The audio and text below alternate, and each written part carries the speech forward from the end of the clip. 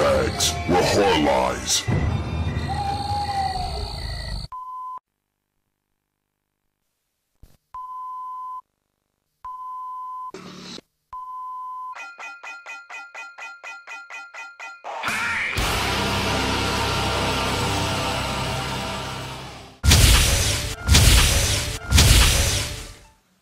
Okay, it's week 88 here in the Body Bags channel, and the theme this week is the Masters of Horror.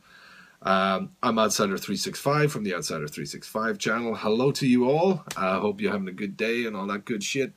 And I don't have any of the box sets, the limited editions, or the special editions. Well, I kind of have a limited edition of the movie I'm going to review. I got this sucker.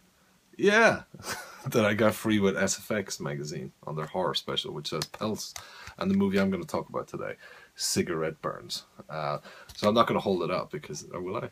Because it looks, you know, is it cheap? Is it cheap? But I plan on getting the whole set at some stage. You know, I will. But anyway, enough about that. If you haven't seen this movie, let me tell you about it. Well, a movie. It was an episode of the Masters of Horror. You know, each one is about an hour. So this one was done in 2006 and directed by John Carpenter.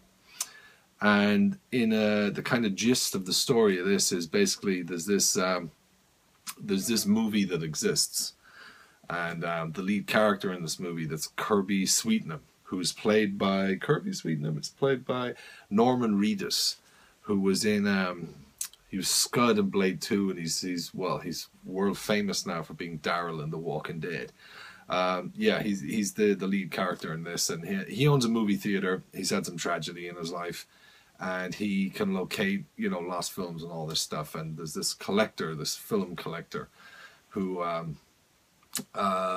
think he says he's got like 8,000 movies or something like that. So he has about a quarter of MOODZ's collection. You're in the Body Bags channel. And yeah, he's kind of talking about this movie, La Fin Absolute du Monde, that they keep repeating, La Fin Absolute du Monde, which is the absolute end of the world translation. And it's meant to be this movie that it only aired once, and it drove everyone that went to the first viewing like into insanity, into a murderous rage. People got fucking killed and all this shit. And this, you know,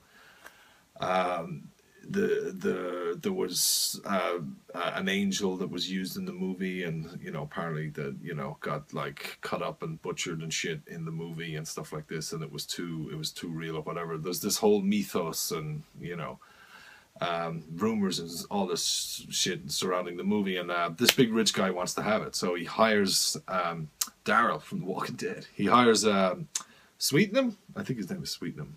Yeah, he hires him, and is like going to pay him an enormous amount of money to go and basically get the movie for him. And he's kind of told him he can watch it after he gets it. He can view it in his movie theater and stuff like this.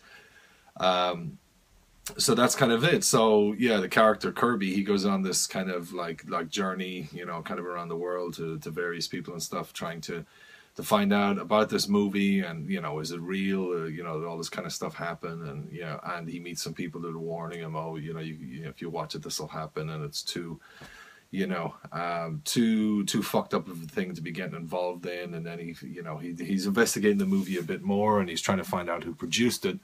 And he finds out that it was produced by evil forces, and that's all he knows. So it's probably Adam Marcus and New Line Cinema. It wasn't those guys, no. It was just done by evil forces, so it's kind of hinted that it's, you know, the devil or whatever that kind of helped make this movie, and the fact that there was an angel in it that had God's blood was in the actual reel of the movie and stuff. So it's quite kind of some heavy shit. And, you know, he goes on to try and find the movie, and, you know, he kind of goes into his own kind of torment and hell trying to locate it and stuff like that. So in a kind of a nutshell, again, without giving the whole fucking story away and stuff, that's it really. I'm a big fan of the Masters of Horror series. I wish they kickstarted it again. If you kind of know about it and you like about it and stuff, I'd really recommend, if you're watching this, you know, the 22 Shots of Moods and Horror podcast. They did an episode recently about the Masters of Horror, which is fascinating listening, and it's entertaining listening and stuff. I'll put a link in the description below. Click on it. It's, you know, it's a great show anyway, but the Masters of Horror thing was fucking excellent, so fucking props to that. That's kind of it, really, because it's a, you know, the Masters of Horror only about an hour and stuff. Is there anything I'm missing in it? I don't think so. I've kind of just went over the gist. Everybody's good in it. You know, the actors are great in it. Visually, you know, it's John Carpenter. It's fucking excellent. I really like the music in it.